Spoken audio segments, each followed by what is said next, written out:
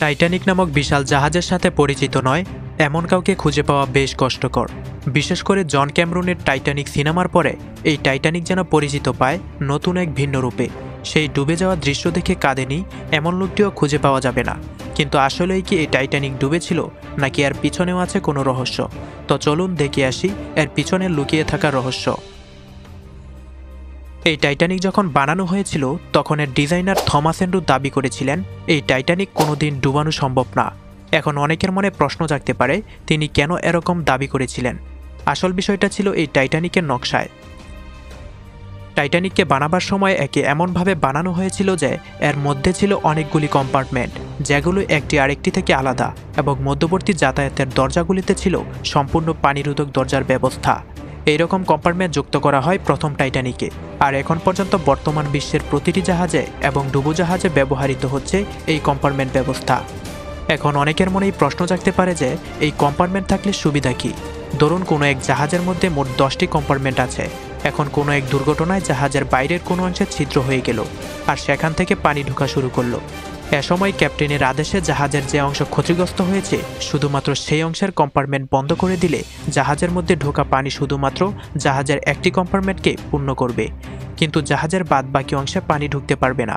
এর ফলে জাহাজে বিশাল ছিদ্র থাকা সত্ত্বেও তা অনায়াসে পানিতে ভেসে থাকতে পারবে, কেননা জাহাজ কর্তৃক অপসারিত পানির ওজন জাহাজের তুলনায় বেশি থাকবে। আরেকবার স্মরণ করিয়ে দেই, এই ব্যবস্থা বর্তমানেও সকল জাহাজে ব্যবহৃত হয়, আর তা সফলতার সাথেই কাজ করছে বিদায় এখন পর্যন্ত টিকে আছে।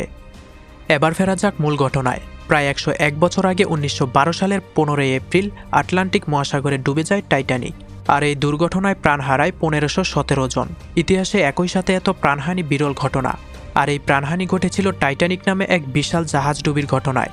এই জাহাজ ডুবির 87 বছর পূর্তি বছরে অর্থাৎ 1999 সালে 64 বছর বয়স্ক অক্সফোর্ডের রবিন গার্ডনার তার লেখা বই Titanic the ship that never সিঙ্কে দাবি করেন যে এই টাইটানিক কখনোই ডুবে নাই।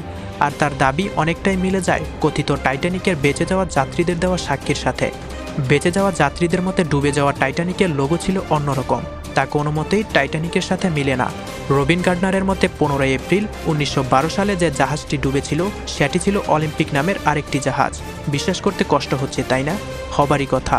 সম্পূর্ণ ইতিহাসটাই যেন পাল্টে যাচ্ছে চোখের সামনে, কিন্তু অবাক হওয়া এখনও বাকি। তার আগে চলুন এই অলিম্পিক নামক জাহাজের কিছু ছবি দেখি। এই ছবিগুলি দেখে নিশ্চয়ই অবাক হচ্ছেন, এই সবগুলি ছবি অলিম্পিক নামক জাহাজের। এখন এই ছবিগুলির সাথে টাইটানিকের ছবির তুলনা করে দেখুন তো পার্থক্য খুঁজে পান কিনা। পাবেন না, কেননা জাহাজ দুটি হুবহুব একরকম দেখতে, আর তা বানিয়েছে একই কোম্পানি এবং সার্ভিসে ছিল একই কোম্পানির অধীনে। এবার বিশ্বাস হলো তো যে এই অলিম্পিক আর টাইটানিকের মধ্যে কেমন মিল ছিল। এখানে আবার কম্পার্টমেন্টের কথা মনে করিয়ে দেই। বলেছিলাম আগে যে টাইটানিকে এই প্রযুক্তি প্রথম ব্যবহার করা হয়, আর টাইটানিক কিন্তু বানানো হয়েছিল এই অলিম্পিকের পরে, অর্থাৎ অলিম্পিকে এরকম কম্পার্টমেন্ট ব্যবস্থা ছিল না। ঘটনা শুরু হয় কিছুটা এরকমভাবে। টাইটানিক আর অলিম্পিক ছিল হোয়াইট স্টার লাইন কোম্পানির অধীনে, আর এই কোম্পানির মালিক ছিলেন জেপি মর্গান, একজন বিশিষ্ট চতুর ব্যবসায়ী এবং ধনকবর হিসেবে বেশ খ্যাতি ছিল তার। কিন্তু তিনি কিছুটা আর্থিক সংকটে পড়েন। তার কোম্পানি হোয়াইট স্টার লাইনের জাহাজ অলিম্পিকের আকস্মিক দুর্ঘটনা ঘটে হক নামের আরেকটি জাহাজের সাথে। যদিও অলিম্পিকের ইন্স্যুরেন্স করানো ছিল, কিন্তু ইন্স্যুরেন্স কোম্পানি টাকা দিতে অস্বীকৃতি জানায়, যার ফলে অলিম্পিককে পুনরায় চলাচলের উপযোগী করে তুলতে জেপি মর্গানকে অনেক টাকা খরচ করতে হয়। এর ফলে বেশ আর্থিক সংকটে পড়েন তিনি। আবার সামনে তার নতুন জাহাজের উদ্বোধন অনুষ্ঠান, চারদিক থেকে বেশ চাপের উপরেই ছিলেন। আগেই বলেছি তিনি কিন্তু বেশ চতুর একজন ব্যবসায়ী ছিলেন। তিনি এসময় একটা কথা রটিয়ে দেন যে তার কাছে যে পরিমাণ স্বর্ণ আছে তা তিনি টাইটানিকে করে নিউ ইয়র্কে নিয়ে যাবেন আর নতুনভাবে ব্যবসা শুরু করবেন। জাহাজের ব্যবসায় তেমন একটা লাভ করতে পারছেন না তিনি, আর এরই সাথে তিনি তার সোনার ইন্স্যুরেন্স করিয়ে নেন। যদি সোনা চুরি হয়ে যায় বা দুর্ঘটনায় নষ্ট হয় তাহলে ইন্স্যুরেন্স কোম্পানি তাকে $8 মিলিয়ন দিবে। সালটা ছিল 1912। তখন $8 মিলিয়ন কেমন দাম তা শুধু একবার কল্পনা করে দেখুন। রবিন গার্ডনারের মতে জেপি মর্গান এক ভয়ঙ্কর পরিকল্পনা করেন। জেপি মর্গান চেয়েছিলেন টাইটানিকের বদলে যাবে অলিম্পিক, কেননা দেখে কেউ টাইটানিক আর অলিম্পিককে আলাদা করতে পারবে না। আর যেহেতু অলিম্পিক ইতিমধ্যেই কারখানায় আছে ঠিক করার জন্য, তাই একে নতুন করে সকলের সামনে টাইটানিক বলে চালিয়ে দেওয়া অনেকটাই সহজ হবে। আর যাত্রার মধ্যে পথে ছোট একটা দুর্ঘটনায় যদি জাহাজ ডুবে যায় আর তাতে যদি সোনা থাকে তাহলে সোনা হারানোর ইন্স্যুরেন্স পাওয়া যাবে, আবার টাইটানিকের ইন্স্যুরেন্সও পাওয়া যাবে। তিনি আসলে সোনা পাঠিয়েছিল কিনা তা নিয়ে বিতর্কের শেষ নেই। আর পর্যাপ্ত পরিমাণ লাইফবোট থাকলে যাত্রীদের বাঁচানো সম্ভব হবে, আর টাইটানিকে অলিম্পিক বলে চালানো যাবে, সাথে ব্যবসাও হবে। কিন্তু সব প্ল্যান যে ঠিকমতো সফল হয়নি তার সাক্ষ্য 1517টি প্রাণ। টাইটানিকের যে সকল যাত্রী বেঁচে ফিরতে পেরেছিলেন তারা কেউই বিশ্বাস করতে পারেন নাই যে শুধুমাত্র বরফের ধাক্কা খাবার কারণে এত বড় জাহাজ ডোবা সম্ভব। তাদের মতে টাইটানিক যখন বরফের সাথে ধাক্কা খায় তখন হালকা শব্দ হয়েছিল।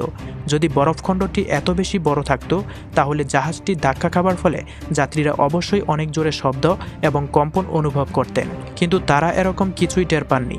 এবার কিছু যুক্তিতে আসি। কোনো কারণে 46,328 টনের টাইটানিক বরফের সাথে ধাক্কা খেয়ে তার পাশের দিকে ছিদ্র হয়ে যায়, যার ফলে পানি ঢুকতে থাকে। তাহলে কম্পার্টমেন্টগুলি বন্ধ করে দিলেই হতো। জাহাজের গায়ে এত বড় ছিদ্র হয়নি যে তার সম্পূর্ণ জাহাজের প্রতিটি কম্পার্টমেন্টে পানি ঢুকাতে পারবে। আচ্ছা, কম্পার্টমেন্ট কি ছিল?